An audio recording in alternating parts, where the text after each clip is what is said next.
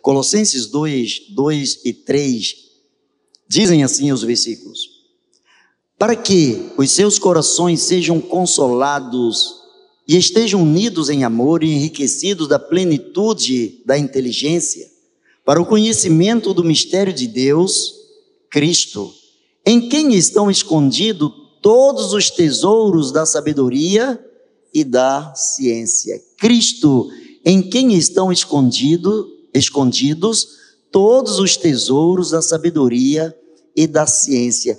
Quem gostaria de receber desses tesouros? Diga, eu recebo. Não, mas isso aí você previu para o irmão do lado, né? Porque quem quer, vai buscar mesmo. Eu recebo. Quem quer receber desses tesouros? Diga, eu recebo. Então baixe a sua cabeça e diga isso ao Senhor: Senhor, eu recebo desse tesouro. Pai bendito, eu recebo desse tesouro, a tua igreja recebe desse tesouro. Nos pertence, Senhor, porque foi destinado a nós.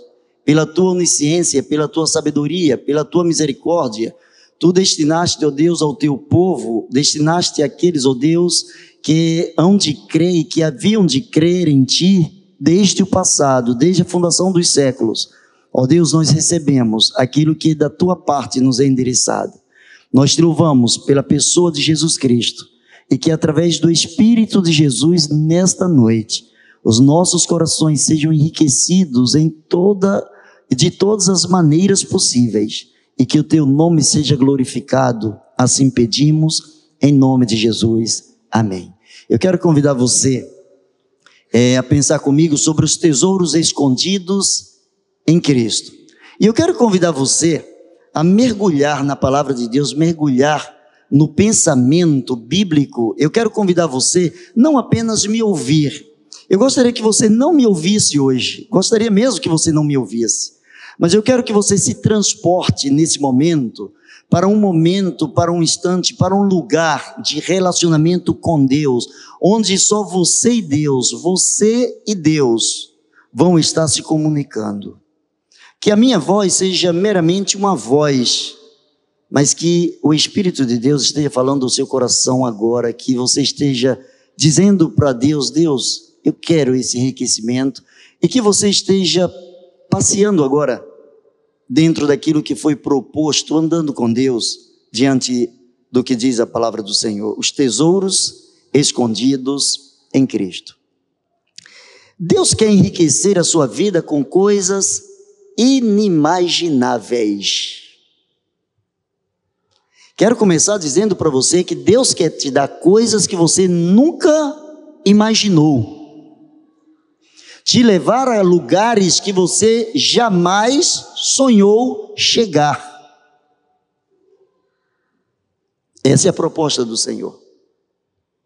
E não é apenas um chavão de um pregador, mas eu encontro respaldo na palavra do Senhor, dizendo que nem olhos viram, nem ouvidos ouviram, nem subiu ao coração as coisas que Deus tem preparado para aqueles que o amam. E eu quero desafiar você que ama a Deus nesta noite a andar na direção da proposta de Deus para a sua vida. Eu quero convidar você a se desprender, a largar a sua preocupação agora. A preocupação tem a vida inteira, todos os dias você tem tempo para a preocupação, mas eu quero convidar você agora, pegue aquela preocupação e deixe lá. Se até agora você não resolveu, você não vai resolver dentro dos próximos 5 minutos. Então eu quero que nesses 5 minutos, 10 minutos, 20 minutos, você esteja centrado no que Deus tem para a sua vida. E receba isso, abra o seu coração, peça ao Senhor, e segundo a sua palavra, todo aquele que pede recebe, o que busca encontra, e a quem bate a porta se abre. Deus quer te dar coisas que você jamais imaginou. Quantas vezes encontramos pessoas nas mais diferenciadas áreas na vida, vários profissionais que dizem: eu nunca imaginei chegar onde eu cheguei. Quantos atletas, quantos jogadores, quantos atores, quantos cantores, quantas pessoas jamais imaginaram chegar onde chegaram, fazerem tanto sucesso, E a palavra de Deus mostra de uma forma muito clara que Deus não tem filhos prediletos. Deus nos ama a todos com o mesmo teor, com a mesma intensidade, porque algumas pessoas vão muito mais adiante e outras pessoas paralisam. Porque para receber de Deus, a primeira coisa que é necessário para receber de Deus é querer receber. Ninguém recebe se não estiver disposto a receber. Ninguém pode ir além do imaginável se não estiver disposto a se colocar plenamente na dispensação da graça de Deus, se não estiver disposto a mergulhar de cabeça, entrar de cabeça na proposta de Deus para a sua vida, e aí sim você vai galgar lugares, sonhos mais altos do que aqueles que porventura já passaram no seu coração. A palavra de Deus diz que assim como os céus são mais altos do que a terra, assim os pensamentos e os caminhos do Senhor são muito mais elevados do que os nossos pensamentos e caminhos. Deus, ele vai se revelando à medida em que um coração puro é capaz de buscar a sua presença. Certa vez eu estava conversando com uma determinada pessoa que fez parte por um bom tempo das Forças Armadas, e eu estava falando a respeito de uma outra pessoa que havia sido promovido, havia galgado um determinado patamar, havia conseguido uma determinada escala bem mais elevada, e eu estava falando para essa pessoa, e eu disse assim: olha, essa pessoa foi agraciada dentro de tal força militar, ele foi privilegiado com isso, e essa outra pessoa disse: não, ele não foi privilegiado. Dentro das Forças Armadas ninguém é privilegiado, lá só tem aquele que se esforça. Se ele recebeu é porque ele fez jus a isso, ele foi buscar, ele deu provas do seu caráter, da sua idoneidade, do seu conhecimento. Ele não recebeu de graça, ele foi buscar aquilo que está destinado àqueles que verdadeiramente se colocam de prontidão para ir um pouco mais além.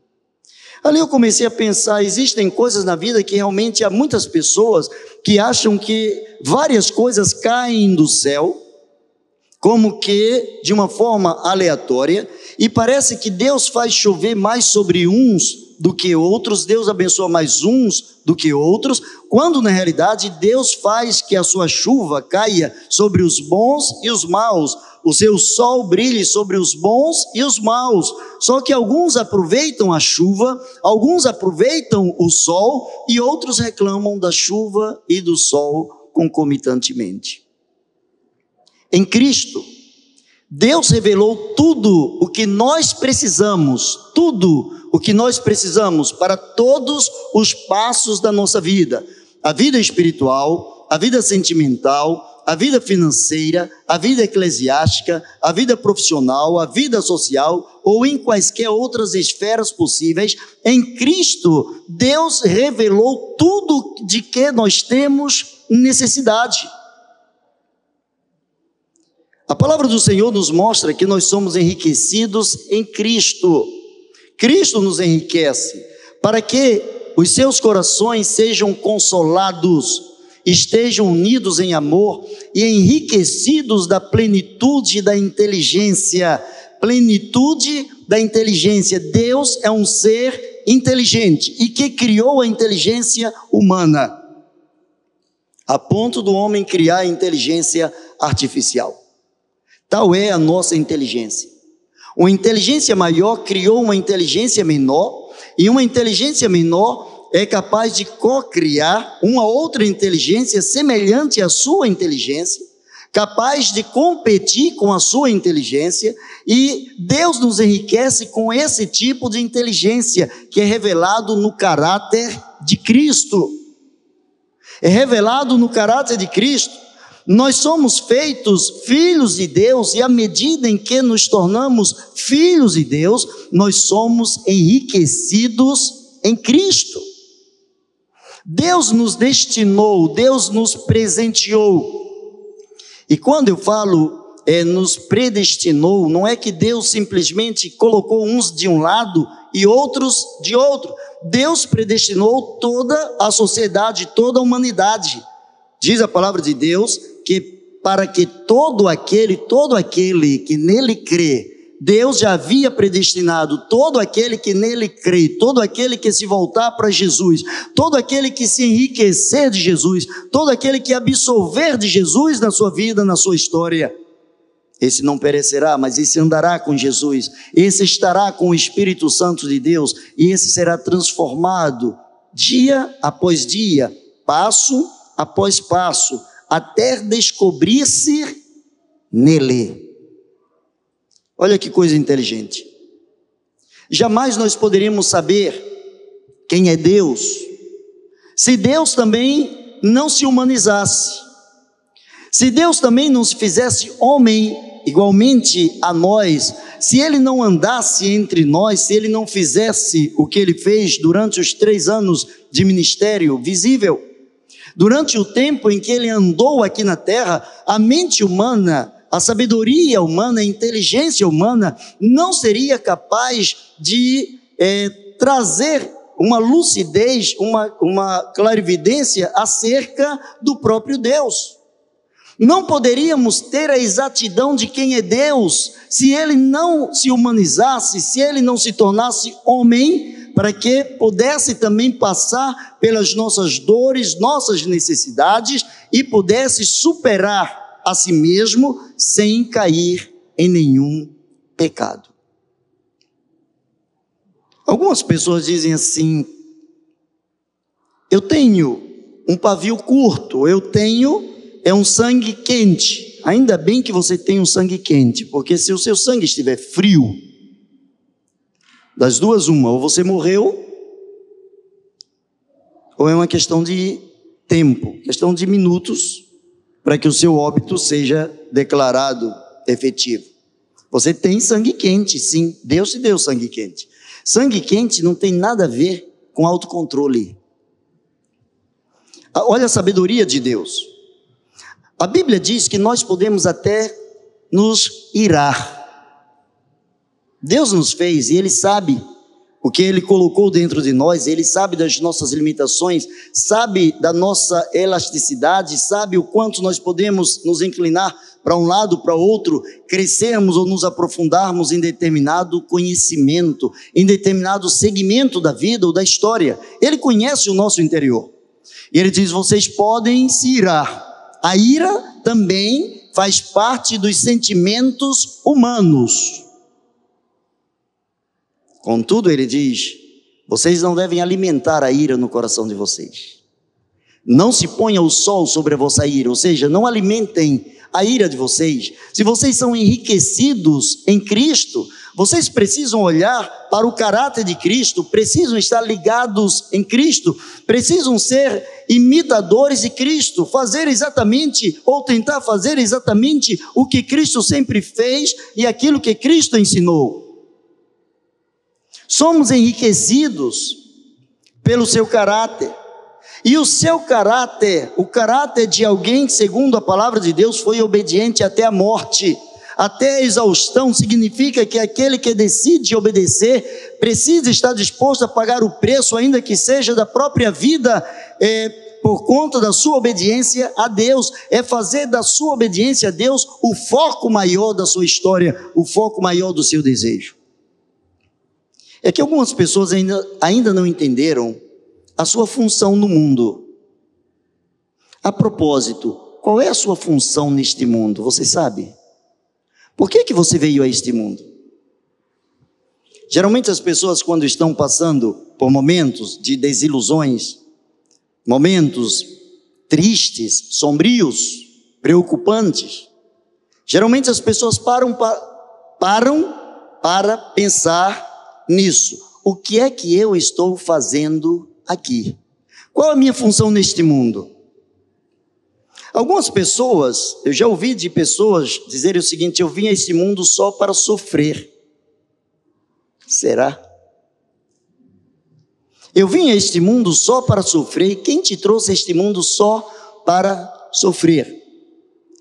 É claro que no mundo você vai passar por sofrimentos, eu vou passar por sofrimento, vamos passar por coisas e situações, vamos conviver com situações, com pessoas, com coisas, com pensamentos que jamais gostaríamos de conviver, mas que fazem parte deste mundo, que fazem parte desta vida. E nós não somos alienados, não somos retirados deste mundo. Estamos no contexto do mundo, e aquele que com inteligência criou o mundo, ele diz: enquanto vocês estiverem no mundo, vocês passarão por aflições. Mas ele não disse que só passaríamos por aflições.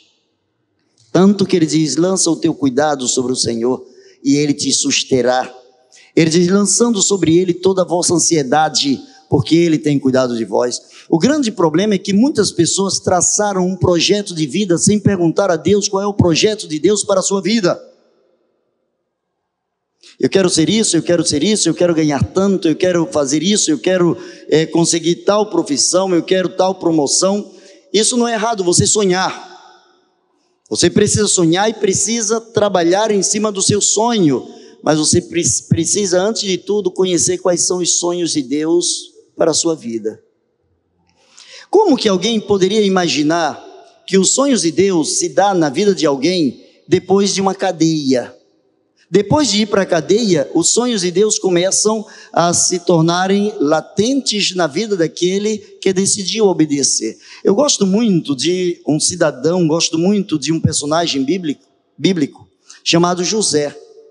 Lá no primeiro livro da palavra de Deus, o livro dos Gênesis, sobre todos os outros, desde a criação até a vida dos seus pais, a Bíblia gasta 38 capítulos falando de todos eles. Do 39 até o 50 só fala de José. O foco maior ali, nesses outros capítulos, todo o foco está voltado para José, como José viveu, o que aconteceu com José. José tinha um projeto de vida, e o projeto de vida de José era ser enriquecido no Deus Todo-Criador, no Deus Todo-Poderoso, no Deus que criou, sustenta, coordena e orienta a vida. Tudo que José fazia, aparentemente era mal aos olhos dos seus irmãos, dos seus concorrentes. José procurava honrar pai e mãe, segundo a palavra de Deus, o primeiro mandamento com promessa, e por honrar o seu pai, honrar a sua mãe, ele era tido como X9 em meio aos seus irmãos.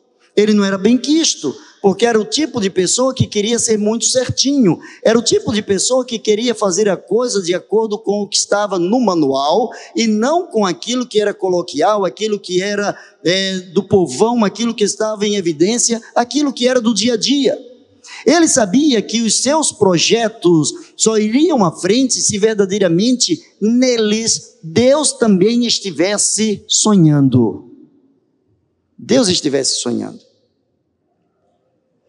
Nele, em Cristo, diz a palavra de Deus, Deus escondeu todos os seus mistérios.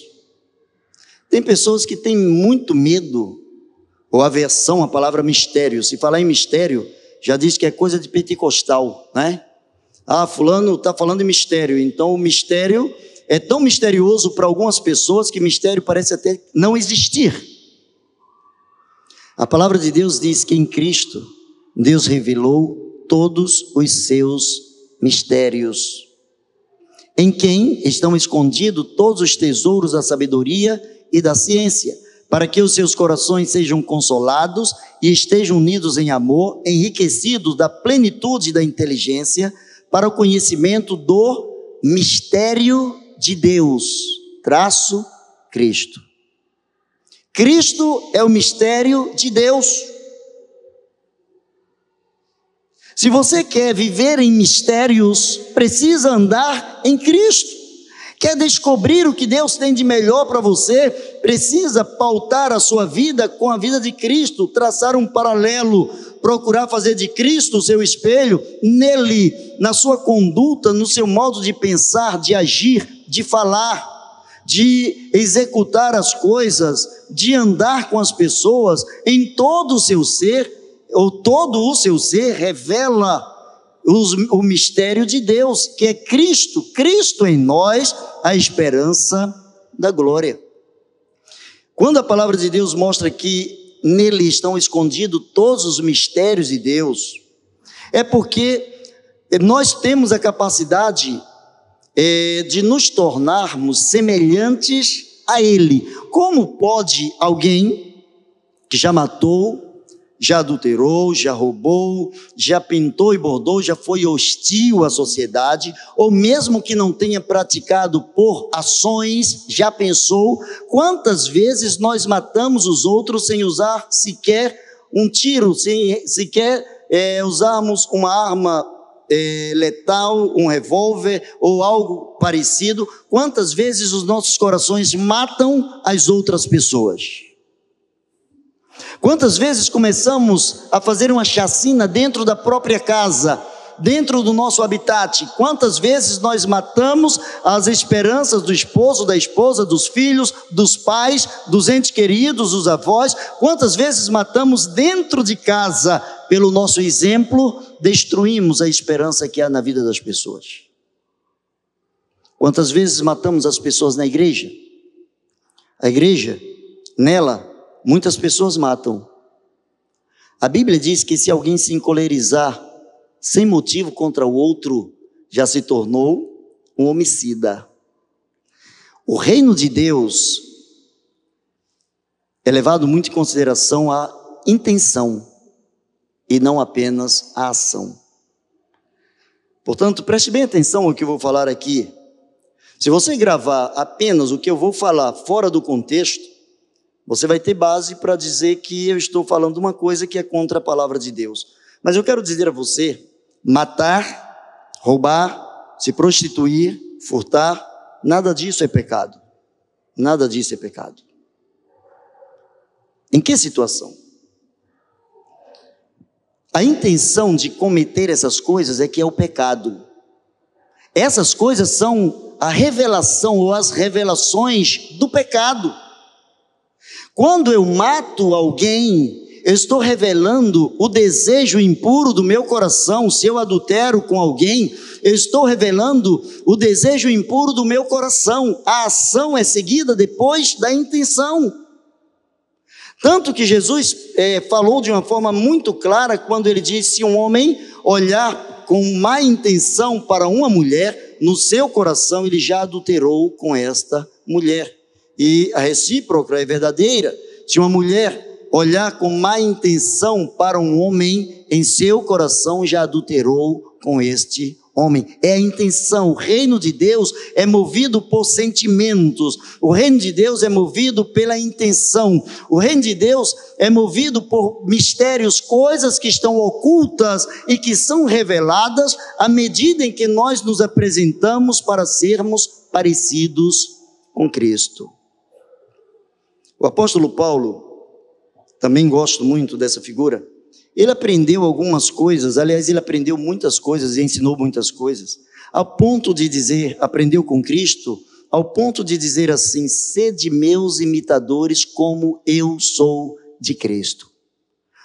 É muita coragem, é muita abnegação, é muito envolvimento e comprometimento espiritual com Deus, o homem poder dizer: olhem para mim, façam exatamente o que eu faço, me copiem porque eu copio Cristo. Se vocês fizerem o que vocês estão vendo em mim, vocês estarão fazendo exatamente aquilo que Cristo quer que vocês façam. E isso não é impossível, isso é possível, porque isso é revelado, isso é mistério que é revelado de Deus para o homem através de Cristo.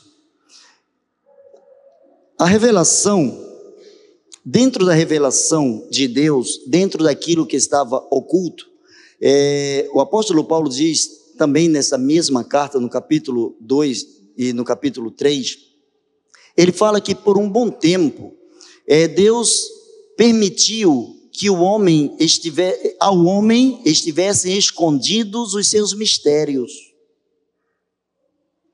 Quando nós pegamos o livro de João, o Evangelho de João, já no último capítulo, nós vamos encontrar João dizendo o seguinte: se tudo que Jesus fez, 3 anos aqui na terra, Se tudo que ele fez aqui na terra fosse escrito, o mundo não comportaria tantos livros que deveriam ser escritos.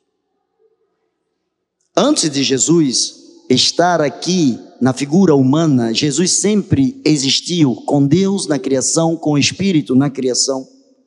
Jesus não foi um plano B de Deus, Jesus é o próprio Deus.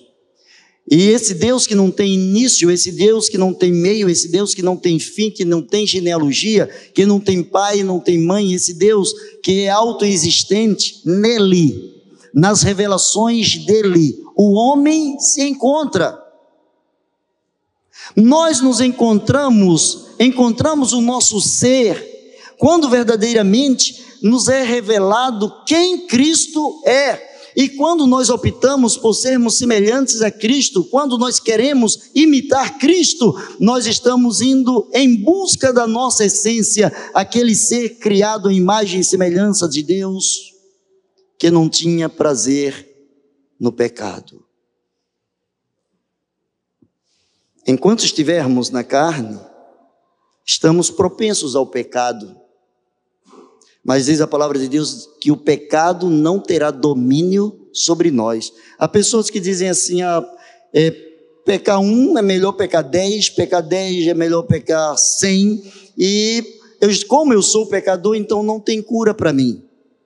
A santificação é um processo que é revelado, é algo que Deus revela, é um mistério de Deus. A santificação é uma lavagem que Deus faz, é uma mudança, um alvejamento interior que Deus faz com o seu Espírito, no poder do sangue, na vida daquele que descobriu a imensidão do seu pecado, a amplitude do seu pecado e o desejo de ser parecido com Cristo, de voltar à sua primeira essência, de voltar ao seu primeiro amor, de voltar a ser parecido com Cristo, de não estar mais voltado para o conhecimento do mundo, o conhecimento contemporâneo, onde as pessoas pautam as suas ações nas ações dos outros, quando tais pessoas dizem, mas ninguém mais faz isso, ou todo mundo faz isso. Seu nome não é ninguém, seu nome não é todo mundo. Seu nome não é ninguém, seu nome não é todo mundo, você não é igual a ninguém. As suas impressões digitais mostram isso, que você é único. Então, se o mundo inteiro descobrir que é prazeroso pecar e decidir viver na prática do pecado, seja você o único a querer a revelação dos mistérios de Deus na sua vida. Ainda que você seja tido como um ET, seja um ET eternamente nas mãos de Deus.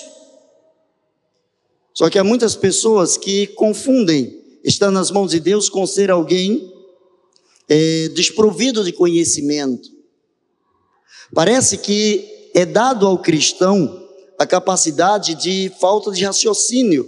Parece que as pessoas lá fora e a ciência humana parece que nos encaixam num grupo de pessoas que não pensam, ou de pessoas que, ao lerem o manual bíblico, ao lerem a Bíblia, parece que foge toda a lucidez e já não pensam mais.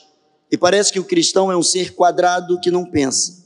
Há muitos cristãos que estão no meio de toda a ciência possível. Existem cristãos que estão como uns dos melhores cientistas, pesquisadores.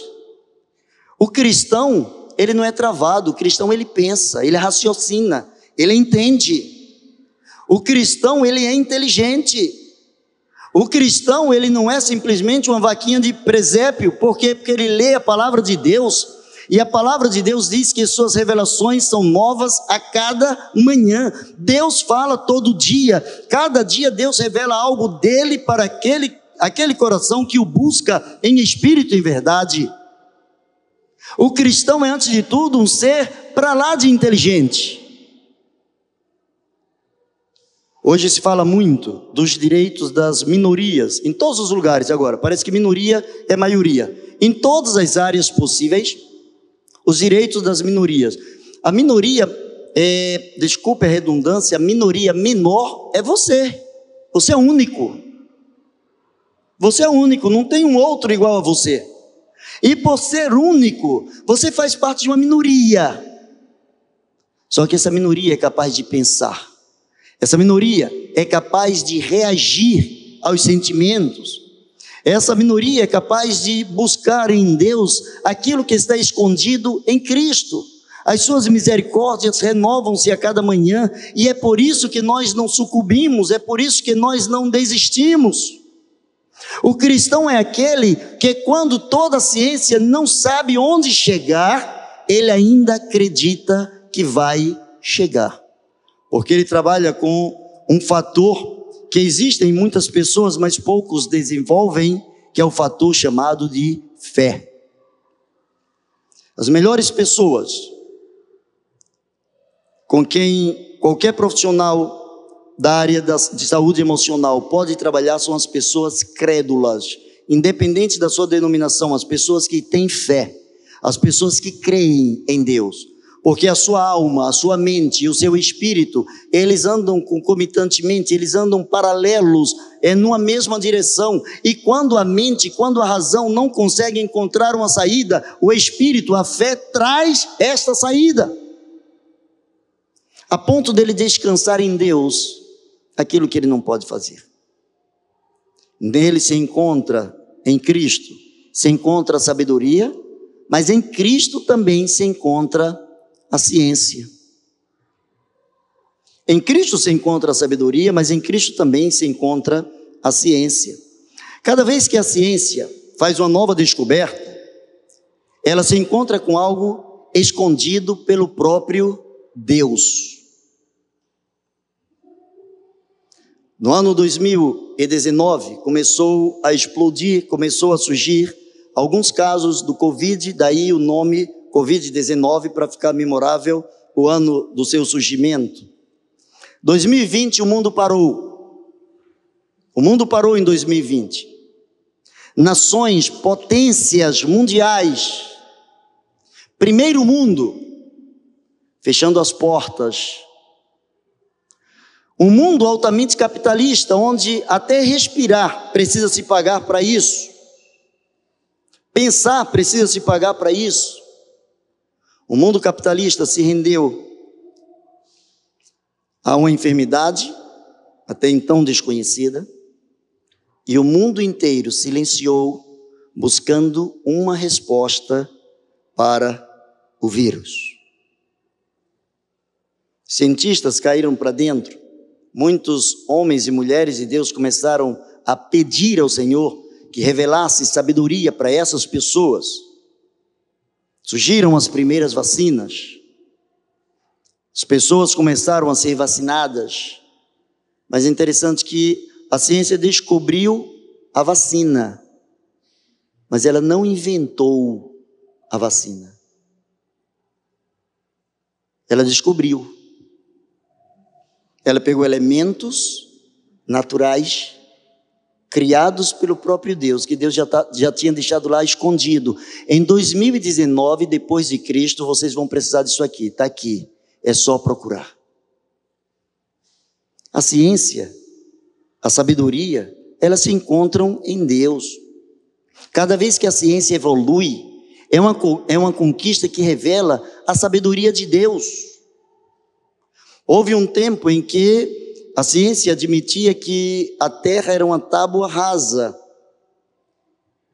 Depois evoluiu e se pensou, não é por aí, a Terra tem uma forma global, mas todas as coisas, todos os astros rodam em torno da Terra, o Sol, a Lua.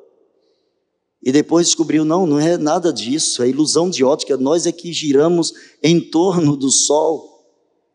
Mas cada passo que a ciência foi dando, cada passo que a ciência foi descobrindo, ela descobriu que esse movimento de rotação e translação havia sido criado, embora ela não queira trazer esse Deus em evidência, ela se dobra diante do impasse, porque a ciência crê que uma força maior fez com que tudo isso entrasse em movimento. Segundo a ciência, milhões de anos tem a nossa galáxia. Durante milhões de anos, a Terra está ali, girando. sem fugir do seu eixo. Só alguém com uma mão muito forte para jogar essa terra no espaço e durante milhões de anos, ela continuar girando, ela continuar girando, ela continuar girando, ela continuar girando. Somente alguém com um poder maravilhoso, alguém que estava em Cristo escondendo os seus mistérios. Caminhando para o final, em Cristo nós encontramos a sabedoria, em Cristo nós encontramos a ciência. A ciência em um dos seus ramos, ela busca a cura para as enfermidades. Ela cura as enfermidades do físico. Em um bom processo, ela cura as enfermidades da psique, da alma, mas ela não cura as enfermidades do espírito. A ciência não cura o espírito. Um espírito amargurado, a ciência não cura. Ela vai trabalhar a mente, para que, através da mente, o espírito tenha um equilíbrio. Mas só que quem cura o espírito é o próprio Deus, quando ele revela Cristo. Quando ele mostra que em Cristo todas as coisas se encontram. Quando ele nos leva a entender que em Cristo até as nossas vidas são reveladas diante de Deus. Quando Deus olhou para a cruz do Calvário, ali ele não via apenas Cristo, o seu filho, mas ali ele viu Eduardo, ele via João, ele via Paulo, ele via Maria, ele via Joana, ele via as pessoas que estavam ali representadas pelos próprios pecados. Os nossos pecados estavam representados na cruz do Calvário. Ali a ciência de Deus, o conhecimento de Deus estava revelando naquele madeiro, naquela cruz, estava revelando o seu amor, a sua supremacia, é a sua forma singular de nos amar, apesar das nossas limitações. Na sabedoria de Deus, ele usa toda a simplicidade para se revelar aos seus filhos. Olha que coisa inteligente. A própria ciência diz que dos sensores que nós temos, audição, olfato, gustação, tato, quando a pessoa está em coma, quando a pessoa está prestes a morrer, o último sensor que ela perde é a capacidade de ouvir. Mesmo ela estando ali em coma, mesmo ela estando nas máquinas, ela é capaz de ouvir. Agora você sabe o que diz a palavra de Deus quanto à salvação? A fé vem pelo ouvir, não é pelo fazer. A fé vem pelo ouvir. Por isso que alguém pode estar numa cama de um hospital, as últimas, sem nenhum tipo de esperança humana, ele é capaz de ouvir que Cristo morreu no seu lugar. E a palavra de Deus diz que aprove a Deus salvar os que creem pela loucura da pregação. Ouvir que Cristo é o Senhor e declarar que Cristo é o Senhor para o mundo, isso é loucura. Mas aprove a Deus salvar os que creem, independente de denominação, independente de congregação. Aprove a Deus salvar os que creem pela loucura da pregação. Quando você prega, você revela uma parte de Deus, parte da proposta de Deus para a vida de alguém. A sabedoria de Deus e a ciência humana, elas se encontram em um coração capaz de crer. Tudo é uma questão de fé. A ciência diz que a vida se iniciou com uma grande explosão. Ótimo, não vejo nenhum problema nisso. Mas só pode explodir o que existe. Alguma coisa existia para explodir. E alguém criou alguma coisa explosiva. A ciência diz que durante milhões e milhões de anos já existiam outros tipos de vida aqui na Terra. Hoje a ciência está buscando vidas em outros planetas, em outros lugares. A ciência está tentando descobrir se é possível o homem morar em Marte. Parece que a Terra já está pequena para a gente. Parece que já tem tanta gente que, ou os grandes latifundiários já estão pensando em lotear Marte ou outras áreas do cosmos para se tornarem ainda mais ricos. Essa é a ambição do ser humano. A palavra de Deus chega para um homem. Jesus contou uma parábola de um homem que, olhando para tudo que ele tinha, ele disse assim: eu vou reconstruir os meus celeiros. Este ano eu produzi muito, eu vou ter muito em abundância, eu vou destruir os celeiros que são pequenos, vou reconstruí-los maiores, eu vou encher, eu vou guardar toda a minha produção, e eu vou poder dizer para minha alma: alma, tens os seus bens para muito tempo, come, bebe, folga, regala-te, descansa. E a palavra de Deus diz que vem uma voz daquele homem que diz: louco, esta noite pedirão a tua alma, e o que tens preparado, para quem será? Na loucura do homem, chamada inteligência, o homem busca trazer para si o máximo de bens que ele possa angariar. E chega a ser algo doentio. Para algumas pessoas, enquanto não conseguem determinados postulados, determinadas conquistas, eles não se sentem realizados. Tem pessoas que têm uma família equilibrada, têm filhos obedientes, têm um casamento abençoado, têm um trabalho estável, têm saúde e ainda não se sente realizado. Porque precisa ganhar na loteria.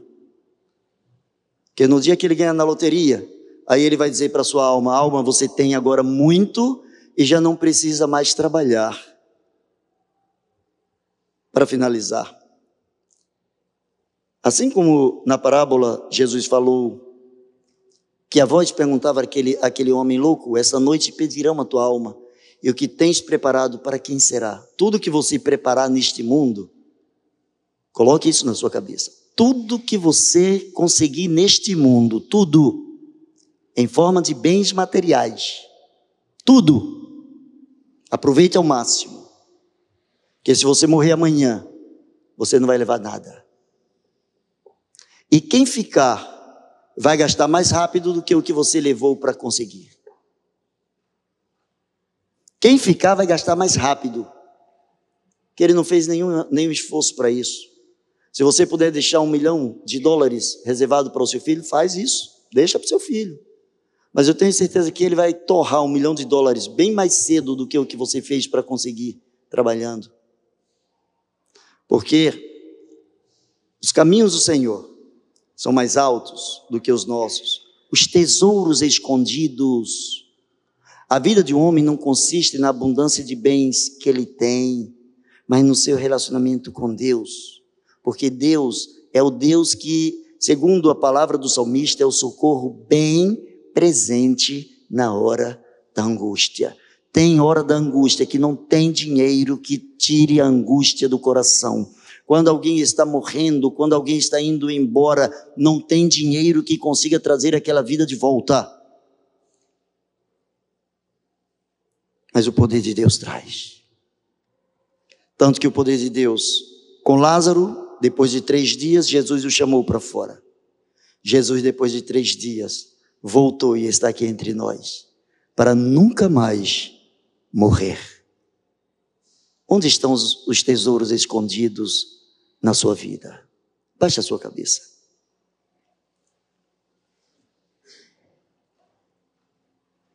Baixe a sua cabeça, fale com o Pai.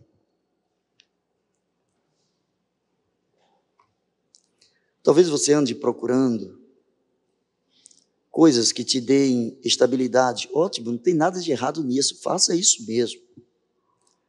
Mas não se esqueça de que a estabilidade no mundo atual, ela também é passageira. Essa estabilidade é instável. O homem que é rico, o seu tesouro, a traça, a ferrugem, o ladrão, ninguém leva, porque é dele, porque ele é de Cristo, porque Cristo é de Deus, que revela os seus mistérios em Cristo, a esperança da glória.